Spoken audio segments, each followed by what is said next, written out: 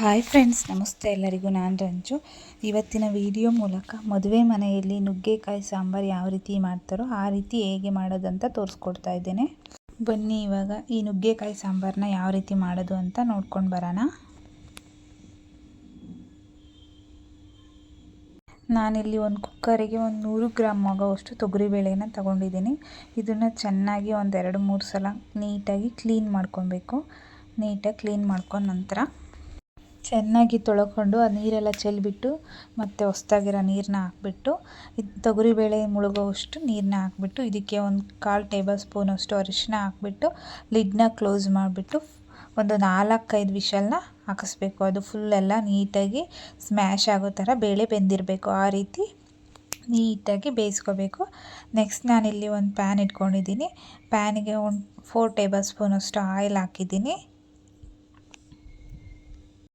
ಎಣ್ಣೆ ಬಿಸಿ ಆದ ನಂತರ ನಾನು ಇದಕ್ಕೆ ಒಂದು 1/4 ಟೇಬಲ್ ಸ್ಪೂನಷ್ಟು ಸಾಸಿವೆ ಹಾಕ್ತಾಯಿದ್ದೇನೆ. 1/4 ಟೇಬಲ್ ಸ್ಪೂನಷ್ಟು ಸಾಸಿವೆ, 1 ಟೇಬಲ್ ಸ್ಪೂನಷ್ಟು ಕಡಲೆಬೇಳೆ, 1 ಟೇಬಲ್ ಸ್ಪೂನಷ್ಟು ಉದ್ದಿನಬೇಳೆ ಹಾಕ್ತಾಯಿದ್ದೀನಿ. ಇವು ಮೂರನ್ನು ಚೆನ್ನಾಗಿ ಫ್ರೈ ಆಗಬೇಕು. ಒಂದು ಸ್ವಲ್ಪ ಬ್ರೌನಿಷ್ ಕಲರ್ ಬರೋ ತನಕ ಸ್ವಲ್ಪ ಫ್ರೈ ಮಾಡ್ಕೊಬೇಕು. ಲೋ ಫ್ಲೇಮಲ್ಲೇ ಇಟ್ಕೊಂಡು, ಇಲ್ಲಾಂದರೆ ಸೀದೋಗ್ಬಿಡ್ತವೆ ಎಲ್ಲ ಕಾಳುಗಳು. ಲೋ ಫ್ಲೇಮಲ್ಲೇ ಇಟ್ಕೊಂಡು ಚೆನ್ನಾಗಿ ಫ್ರೈ ಮಾಡ್ಕೋಬೇಕು. ಇವಾಗ ನೋಡ್ತಾ ಇದ್ರಲ್ಲ, ಬ್ರೌನಿಷ್ ಕಲರ್ ಆಗ್ತಾಯಿದೆ. ಇದಕ್ಕೆ ನಾನು 1 ಗೆಡ್ಡೆ ಈರುಳ್ಳಿನ ಚಿಕ್ಕದಾಗಿ ಕಟ್ ಮಾಡಿ ಹಾಕ್ಕೊಳ್ತಾ ಇದ್ದೀನಿ. ಇದನ್ನು ಸಹ ನೀಟಾಗಿ ಫ್ರೈ ಮಾಡ್ಕೋಬೇಕು, ಬ್ರೌನ್ ಕಲರ್ ಆಗೋ ಗಂಟ. ನೋಡ್ತಾ ಇದ್ರಲ್ವ, ಈ ರೀತಿ ಚೆನ್ನಾಗಿ ಫ್ರೈ ಆದ ನಂತರ ನಾನು 1 ಬೆಳ್ಳುಳ್ಳಿನ ಜಜ್ಜಿಬಿಟ್ಟು ಹಾಕ್ತಾಯಿದ್ದೀನಿ. ನೆಕ್ಸ್ಟು ಬ್ಯಾಡಗಿ ಮೆಣಸಿನ್ಕಾಯಿ, 3 ಬ್ಯಾಡಗಿ ಮೆಣಸಿನ್ಕಾಯ ಕಟ್ ಮಾಡಿಬಿಟ್ಟು ಹಾಕ್ತಾಯಿದ್ದೀನಿ. ಅದ್ರ ಜೊತೆ 3 ಹಸಿಮೆಣ್ಸಿನ್ಕಾಯಿನೂ ಕೂಡ ಸೆಂಟ್ರಿಗೆ ಕಟ್ ಮಾಡಿಬಿಟ್ಟು ಹಾಕ್ತಾಯಿದ್ದೇನೆ. ನೆಕ್ಸ್ಟ್ ನಾನು ಇದಕ್ಕೆ ಸ್ವಲ್ಪ ಕರಿಬೇವು ಹಾಕ್ತಾಯಿದ್ದೇನೆ. ಇದನ್ನೆಲ್ಲ ಚೆನ್ನಾಗಿ ಎಣ್ಣೆಯಲ್ಲಿ ಮಿಕ್ಸ್ ಮಾಡಬೇಕು. ಇವಾಗ ಚೆನ್ನಾಗಿ ಫ್ರೈ ಮಾಡ್ಕೋಬೇಕು ಎಲ್ಲನೂ ನೀಟಾಗಿ. ನೆಕ್ಸ್ಟ್ ನಾನು ಇದಕ್ಕೆ 1 ಟೇಬಲ್ ಸ್ಪೂನಷ್ಟು ಹಿಂಗ ಆ್ಯಡ್ ಮಾಡ್ತಾಯಿದ್ದೀನಿ. ಹಿಂಗೆ ಹಾಕೋದ್ರಿಂದ ಜೀರ್ಣಶಕ್ತಿ ಹೆಚ್ಚಾಗುತ್ತೆ, ಚೆನ್ನಾಗಿ ಅದು ಜೀರ್ಣ ಆಗುತ್ತೆ. ಅದಕ್ಕೆ ಹಿಂಗೆ ಹಾಕೋದ್ರಿಂದ ಚೆನ್ನಾಗಿರುತ್ತೆ. 1 ಟೇಬಲ್ ಸ್ಪೂನು 1/4 ಟೇಬಲ್ ಸ್ಪೂನಷ್ಟು ಹಿಂಗೆ ಹಾಕ್ತಾಯಿದ್ದೇನೆ. ಇದನ್ನು ಚೆನ್ನಾಗಿ ಮಿಕ್ಸ್ ಮಾಡಬೇಕು. ಇವಾಗ ನೀಟಾಗಿ ಮಿಕ್ಸ್ ಮಾಡಿ ನಾನಿಲ್ಲಿ 1 ಟೊಮೊಟೊನ ಕಟ್ ಮಾಡಿ ಹಾಕ್ಕೊಳ್ತಾ ಇದ್ದೀನಿ. ಚಿಕ್ಕದಾಗಿ ಕಟ್ ಮಾಡಿ ಟೊಮೊಟೊ ಹಾಕ್ತಾಯಿದ್ದೀನಿ. ಅದನ್ನು ಕೂಡ ಚೆನ್ನಾಗಿ ಫ್ರೈ ಮಾಡ್ಕೋಬೇಕು. ಟೊಮೊಟೊ ಎಲ್ಲ ಚೆನ್ನಾಗಿ ಮೆತ್ತಗೆ ಬೆಂದೋಗಬೇಕು. ಆ ರೀತಿ ನೀಟಾಗಿ ಬೇಯಿಸ್ಕೋಬೇಕು. ನೋಡ್ತಾ ಇದ್ದೀರಲ್ಲ, ಹೀಗೆ ಮಧ್ಯ ಮಧ್ಯ ನೀಟಾಗಿ ಮಿಕ್ಸ್ ಮಾಡ್ಕೊಳ್ತಾ ಬರಬೇಕು. ಸ್ಲೋ ಫ್ಲೇಮಲ್ಲೇ ಇಟ್ಕೊಂಡು, ಇಲ್ಲಾಂದರೆ ಸೀದೋಗ್ಬಿಡುತ್ತೆ ಅದೆಲ್ಲ. ಅದಕ್ಕೋಸ್ಕರ ಲೋ ಫ್ಲೇಮಲ್ಲೇ ಇಟ್ಕೊಂಡು ಚೆನ್ನಾಗಿ ಬೇಯಿಸ್ಕೋಬೇಕು. ಇವಾಗ ನೋಡ್ತಾ ಇದ್ದೀರಲ್ಲ, ಎಲ್ಲ ಮೆತ್ತಗೆ ಬೆಂದಿದೆ. ಟೊಮೊಟೊ ಎಲ್ಲ ಸ್ಮ್ಯಾಶ್ ಆಗೋ ಥರ ಬೆಂದಿದೆ ನೀಟಾಗಿ. ಮೇಲೆ ಇರೋ ಸಿಪ್ಪೆ ಎಲ್ಲ ಫೀಲ್ ಆಗ್ತಾಯಿದೆ, ಆ ರೀತಿ ಬೆಂದಿದೆ. ನೆಕ್ಸ್ಟ್ ನಾನು ಇದಕ್ಕೆ ಒಂದು 2 ಟೇಬಲ್ ಸ್ಪೂನಷ್ಟು ಸಾಂಬಾರು ಪೌಡರು ಮತ್ತು 1 ಟೇಬಲ್ ಸ್ಪೂನಷ್ಟು ಚಿಲ್ಲಿ ಪೌಡರ್, ಮನೆಯಲ್ಲೇ ಮಾಡ್ಕೊಂಡಿರುವಂತಹ ಚಿಲ್ಲಿ ಪೌಡರು. ನಾನು sambar powder MTR sambar powder ತಗೊಂಡಿದ್ದೀನಿ. ಮತ್ತು ರುಚಿಗೆ ತಕ್ಕಷ್ಟು ಉಪ್ಪು ತೊಗೊಂಡಿದ್ದೀನಿ. ನೀವು ಎಷ್ಟು ಕನ್ಸಿಸ್ಟೆನ್ಸಿಯಾಗಿ ಮಾಡ್ಕೊಳ್ತೀರೋ ಆ ರೀತಿ ತೊಗೊಳ್ಳಿ. ನೆಕ್ಸ್ಟ್ ನಾನು ಇದನ್ನು ಎಲ್ಲ ಚೆನ್ನಾಗಿ ಮಿಕ್ಸ್ ಮಾಡಿಬಿಟ್ಟು ನೀಟಾಗಿ ಚೆನ್ನಾಗಿ ಮಿಕ್ಸ್ ಮಾಡ್ತಾಯಿದ್ದೀನಿ. ನೋಡಿ, ಇದೆಲ್ಲ ಹಸಿ ವಾಸನೆ ಹೋಗಬೇಕು. ಖಾರದ ಪೌಡರ್ ಎಲ್ಲ ಹಾಕಿರೋದ್ರ ಸಾಂಬಾರು ಪೌಡರ್ದೆಲ್ಲ ನೀಟಾಗಿ ಮಿಕ್ಸ್ ಆದ ನಂತರ ಚೆನ್ನಾಗಿ ಮಿಕ್ಸ್ ಮಾಡಿ ಅದನ್ನು ಸ್ವಲ್ಪ ಎಣ್ಣೆಗೆ ಇದು ಮಾಡಬೇಕು. ನೆಕ್ಸ್ಟ್ ನಾನು ಇದನ್ನು ಇವಾಗ ನುಗ್ಗೆಕಾಯಿನ ಒಂದು 5 ನುಗ್ಗೆಕಾಯಿ, ತುಂಬ ಎಳೆ ಇದೆ ಇದು, ಚಿಕ್ಕದು 5 ನುಗ್ಗೆಕಾಯಿನ ಈ ಥರ ನೀಟಾಗಿ ಸಿಪ್ಪೆಲ್ಲ ತೆಗೆದು ನೀಟಾಗಿ ಕಟ್ ಮಾಡಿರೋ ಅಂತಹ ನುಗ್ಗೆಕಾಯಿನ ಇದರೊಳಗೆ ಹಾಕ್ತಾಯಿದ್ದೀನಿ. ಇದರಲ್ಲಿ ಈ ಒಗ್ಗರಣೆಯಲ್ಲಿ ನೀಟಾಗಿ ಮಿಕ್ಸ್ ಹಾಕಬೇಕು. ಇದೆಲ್ಲ ನೀಟಾಗಿ ಮಿಕ್ಸ್ ಆದ ನಂತರ ಇದು ನೀರು ಹಾಕಬೇಕು. ನೀಟಾಗಿ ಮಿಕ್ಸ್ ಮಾಡಬೇಕು. ನೋಡ್ತಾ ಇದ್ರಲ್ವ, ಅದೆಲ್ಲ ಎಣ್ಣೆಯಲ್ಲೇ ಮಿಕ್ಸ್ ಆದರೆ ಈ ಥರ ಮಿಕ್ಸ್ ಆಗಬೇಕು.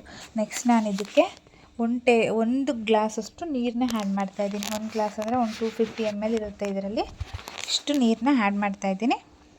ಇದನ್ನು ಅಷ್ಟೇ ನೀರನ್ನೆಲ್ಲ ಚೆನ್ನಾಗಿ ಮಿಕ್ಸ್ ಮಾಡಬೇಕು. ಅದರಲ್ಲಿ ನೋಡ್ತಾ ಇದ್ದೀರಲ್ಲ, ಗೊಜ್ಜೆಲ್ಲ ನೀಟಾಗಿ ಅದಕ್ಕೆ ಇದಾಗಬೇಕು.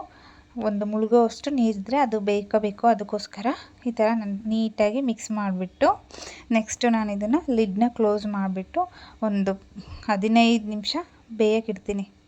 15 ನಿಮಿಷ ಆಗಲಿಲ್ಲ, 10 ಮಿನಿಟ್ಸ್ ಬೇಯೋಕ್ಕಿಡಬೇಕು. ಅದೆಲ್ಲ ಬೇಯಬೇಕು. ಅದು ನುಗ್ಗೆಕಾಯಿ ಇದೆಯಲ್ಲ, ಅದೆಲ್ಲ ನೀಟಾಗಿ ಬೇಯಬೇಕು. ಇವಾಗ ನೋಡ್ತಾ ಇದ್ದೀರಲ್ಲ, ಇವಾಗ ಒಂದು 3/4% ನುಗ್ಗೆಕಾಯಿ ಬೆಂದಿದೆ. ನೋಡ್ತಾ ಇದ್ದೀರಲ್ವ, ನೀಟಾಗಿ 3/4% ನುಗ್ಗೆಕಾಯಿ ಬಂದಿದೆ. ಆಲ್ರೆಡಿ ಆವಾಗಲೇ ನಾವು ಬೇಳೆ ಬೇಯಿಸಿಟ್ಕೊಂಡಿದ್ವಲ್ಲ, ಆ ಬೇಳೆನ ಈ ಗೊಜ್ಜಿದೆಯಲ್ಲ ಆ ಗೊಜ್ಜಿಗೆ ಈ ಬೇಳೆನ ಮಿಕ್ಸ್ ಮಾಡ್ಕೊಬೇಕು. ಇವಾಗ ನೋಡ್ತಾ ಇದ್ದೀರಲ್ವ, ಈ ರೀತಿ ಮಿಕ್ಸ್ ಮಾಡಿಕೊಂಡು ಎಲ್ಲ ನೀಟಾಗಿ ಒಂದು ಸಲ ಚೆನ್ನಾಗಿ ಮಿಕ್ಸ್ ಮಾಡಬೇಕು. ಇವಾಗ ಅಷ್ಟೂ ಚೆನ್ನಾಗಿ ಮಿಕ್ಸ್ ಮಾಡಿಬಿಟ್ಟು, ಬೇಳೆ ನೋಡಿ ಎಲ್ಲ ನೀಟಾಗಿ ಬೆಂದಿದೆ. ನೀವು ಅದೇ ಥರ ಸ್ಮ್ಯಾಶ್ ಮಾಡಬೇಕು, ಬೆಂದಿಲ್ಲ ಜಾಸ್ತಿ ಅಂತಂದರೆ ಇನ್ನೂ ಇದಕ್ಕೂ ಜಾಸ್ತಿನೇ ಬೇಯಿಸ್ಕೊಬಹುದು. ಫುಲ್ಲು ಕರಗೋ ಥರನೂ ಬೇಯಿಸ್ಕೊಬೋದು ಗಟ್ಟಿಗೆ. ಈ ಥರ ಎಲ್ಲ ಚೆನ್ನಾಗಿ ಮಿಕ್ಸ್ ಮಾಡಿಬಿಟ್ಟು, ನೆಕ್ಸ್ಟ್ ನಾನಿಲ್ಲಿ ಒಂದು ನಿಂಬೆಹಣ್ಣು ಗಾತ್ರದಷ್ಟು ಹುಣಸೆಹಣ್ಣ ತಗೊಂಡಿದ್ದೆ.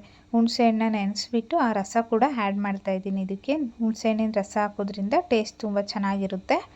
ಅದಕ್ಕೋಸ್ಕರ ಹುಣಸೆಹಣ್ಣು ಹಾಕ್ಬಿಟ್ಟು ಚೆನ್ನಾಗಿ ಒಂದು ಸಲ ಮಿಕ್ಸ್ ಮಾಡಿಬಿಟ್ಟು ಇದನ್ನು ಒಂದು ಸ್ವಲ್ಪ ಕುದಿಯೋಕ್ಕೆ ಬಿಡಬೇಕು. ನೀಟಾಗೆಲ್ಲ ಕುದಿಬೇಕಾದಷ್ಟು, ಇನ್ನೂ ಬೆಂದಿಲ್ಲ ನುಗ್ಗೆಕಾಯಿ. ಸೊ ಅದಕ್ಕೋಸ್ಕರ ಚೆನ್ನಾಗಿ ಮಿಕ್ಸ್ ಮಾಡಿ ನುಗ್ಗೆಕಾಯಿನ ಬೇಯಕ್ಕೆ ಬಿಡಬೇಕು. ಮತ್ತು ಬೇಕಂದರೆ ನೀವು ಇಲ್ಲಿ ರುಚಿನ ನೋಡ್ಕೋಬೋದು. ಉಪ್ಪು ಹುಳಿ ಎಲ್ಲನ ಸರಿ ಇದ್ದರೆ ಸಾಕಾಗುತ್ತೆ. ಇಲ್ಲ ಅಂತಂದರೆ ನೀವು ನೆಕ್ಸ್ಟ್ ಬೇಕಂದರೆ ಉಪ್ಪೇನಾದರೂ ಬೇಕಂದರೆ ಹಾಕ್ಕೋಬೇಕಾಗುತ್ತೆ. ನನಗಿಲ್ಲಿ ಕನ್ಸಿಸ್ಟೆನ್ಸಿ ಎಲ್ಲ ಕರೆಕ್ಟಾಗಿದೆ. ನೋಡ್ತಾ ಇದ್ರಲ್ವ, ಇದೆಲ್ಲ ಕುದೀತಾ ಇದೆ ಸಾಂಬಾರು. ಈ ಟೈಮಲ್ಲಿ ನಾನು ಸ್ವಲ್ಪ ಕೊತ್ತಂಬರಿನ ಆ್ಯಡ್ ಮಾಡ್ತಾಯಿದ್ದೀನಿ. ಲಾಸ್ಟಲ್ಲಿ ಹಾಕಬೇಕು ಕೊತ್ತಂಬರಿ, ಎಲ್ಲ ಬೆಂದು ನೀಟಾಗೆಲ್ಲ ಇದಾಗಿರುತ್ತಲ್ಲ ಆವಾಗ. ಇವಾಗ ರೆಡಿ ಆಗಿದೆ ನಮ್ಮ ನುಗ್ಗೆಕಾಯಿ ಸಾಂಬಾರು. ಬನ್ನಿ ಸರ್ವ್ ಮಾಡ್ಕೊಳ್ಳೋಣ. ನಾನು ರೈಸ್ ಜೊತೆ ಇದನ್ನು ಆ್ಯಡ್ ಮಾಡ್ತಾಯಿದ್ದೀನಿ. ನೋಡ್ತಾ ಇದ್ದೀರಲ್ವ ಎಷ್ಟು ಚೆನ್ನಾಗಿ ಕಾಣಿಸ್ತಾ ಇದೆ ಅಂತ. ಈ ಥರ ನೀವು ಒಂದು ಸಲ ಟ್ರೈ ಮಾಡಿ ಮನೆಯಲ್ಲಿ, ತುಂಬ ಚೆನ್ನಾಗಿರುತ್ತೆ. ಈಗ ನುಗ್ಗೆಕಾಯಿದು ಕಾಲ ಇದೆ ಇವಾಗ. ಈ ಟೈಮಲ್ಲಿ ನುಗ್ಗೆಕಾಯಿದು ನುಗ್ಗೆಕಾಯಿ ಸೀಸನ್ ಇರೋದ್ರಿಂದ ಈಗ ಮಾಡಿಕೊಂಡ್ರೆ ತುಂಬ ಒಳ್ಳೆಯದು. ಮತ್ತು ನುಗ್ಗೆಕಾಯಿ ತುಂಬ ಹೆಲ್ತಿಗೆ ಒಳ್ಳೆಯದು. ತುಂಬ ಐರನ್ ಕಂಟೆಂಟ್ ಇರುತ್ತೆ ಅದರಲ್ಲಿ. ನೀವು ಬ್ಯಾಚುಲರ್ ಆಗಿದ್ದರೆ ಈ ಥರ ತುಂಬ ಟ್ರೈ ಮಾಡಿ. ಫ್ಯಾಮಿಲಿ ಮ್ಯಾನ್ ಆಗಿದ್ದರೂ ಟ್ರೈ ಮಾಡ್ಬೋದು. ಇವತ್ತಿನ ರೆಸಿಪಿ ನಿಮಗೆ ಇಷ್ಟ ಆಗಿದ್ದರೆ ಪ್ಲೀಸ್ ಶೇರ್ ಮಾಡಿ, ಸಬ್ಸ್ಕ್ರೈಬ್ ಮಾಡಿ.